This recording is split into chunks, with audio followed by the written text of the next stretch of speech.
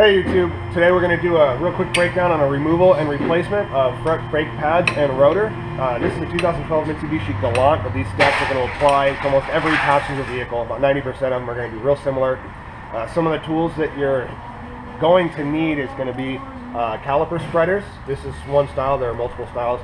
You're going to need a couple wrenches and sockets for the caliper bolts and for the bracket bolts on the back. This car, I'm going to use a 14 and a 17 millimeter. Something else you might need if your rotors are equipped with these screws is you're going to need an impact screwdriver to get those off, and a mallet. Also keep some rags handy, as you know, you'll need them to clean stuff off, some brake clean, and some Sil Glide. We're going to start with removing the caliper slide bolts.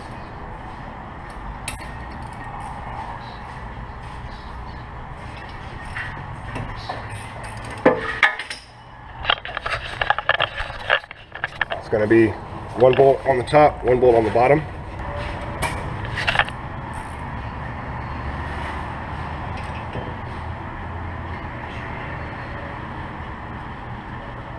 Alright, make sure you set these aside. You're going to have to reuse them. When you take the caliper off, you're not going to want to let it hang free, so you're going to want a bungee cord, some kind of rope cord, even a coat hanger that's bent. It's going to help. You can just attach it anywhere on the caliper, and then attach it to the coil spring in the suspension.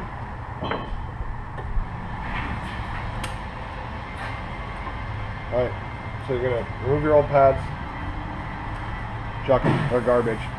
Depending on the kind of pads you get, you may need to reuse these backing plates on here. So if your new pads don't come with backing plates, or they're not built up pad backs, take these off. You're going to have to clean them and reuse them. And next we're going to remove the bracket mounting bolts from the back. These, for me, it's going to be a 17 mil. It's going to be one here at the top and one at the bottom. It's the larger bolts here.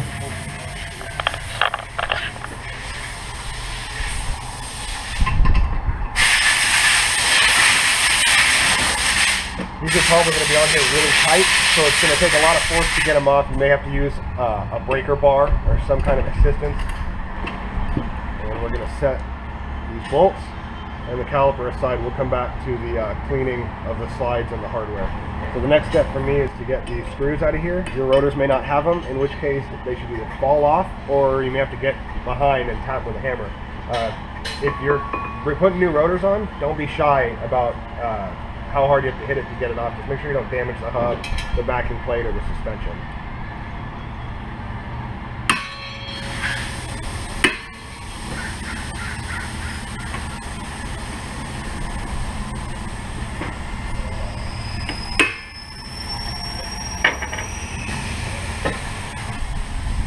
Also set these aside if you intend to reuse them.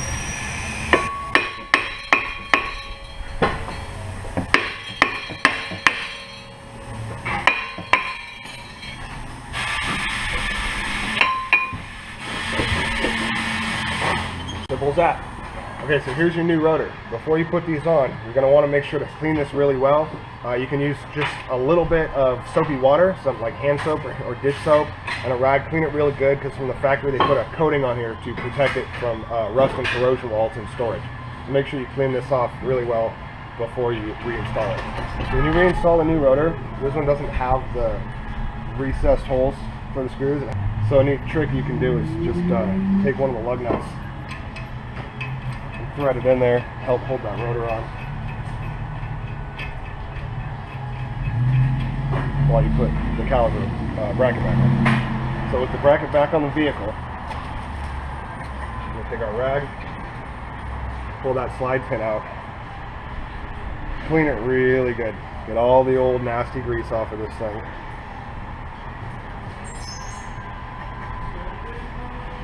Take your Sil Glide or whatever lubricant you decide to use, and apply a pretty generous coating. You want to coat this whole pin. Make it a little bit floppy. Reinsert it into that boot. Do the same with the other side. Next, you install your new hardware.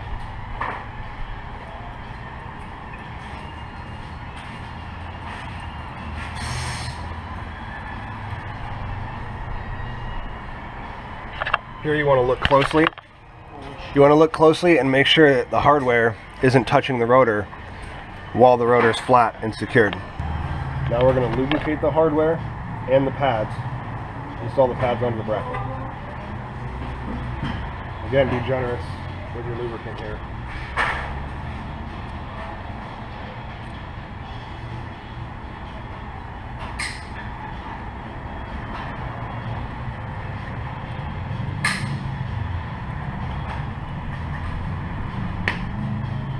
You want to well lubricate any surface that the pad is going to touch.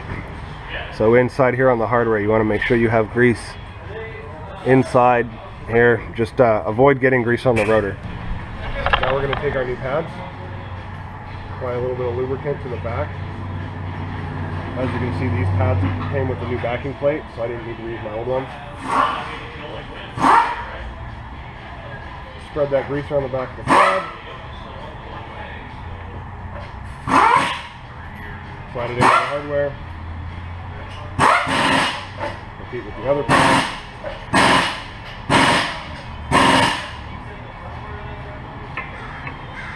Slide it into the hardware. If you don't have a setup like this where they can sit there, make sure you have a method of holding them in place so they don't fall out. If you drop your pads and they chip or crack, then ruin, you have to get new ones. So before we reinstall our caliper, we're going to have to push the piston back in the caliper. So there's a few different methods. I always advise getting yourself an actual caliper spreader, such as this. There's a few other styles. If you don't have any of these, you can take one of your old pads, put it in here, and grab it with a large pair of channel lock pliers. You want to make sure you don't damage anything, and don't ever grab with pliers directly on the piston.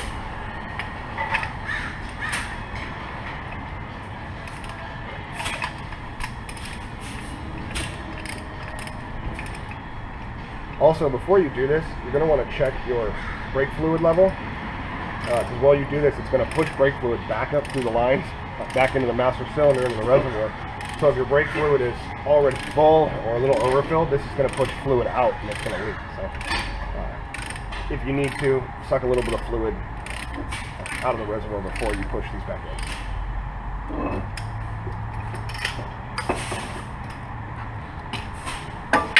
Okay, now the piston's pushed back in. Go ahead and slide that right over the tops of those pads. Make sure that you get the pins lined up with the bolt holes. Some of these have this flat end on them, so you want to make sure it sits nice and neat on there.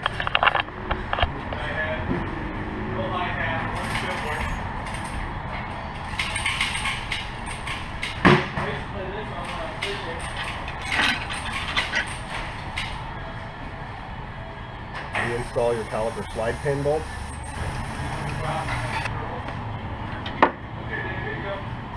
Okay, that's it. That's your basic installation. Make sure you tighten everything up, torque it down, pump up the brake pedal before you start to drive test for operation, and top off. Make sure you have the proper amount of brake fluid in the vehicle. Also, if you did use a hanger, make sure you go in and grab all your tools and make sure that nothing's left behind in the suspension. Check around your struts and having anything attached to the coil. Good luck, be safe, and if you have any questions, comments, or concerns, consult a professional.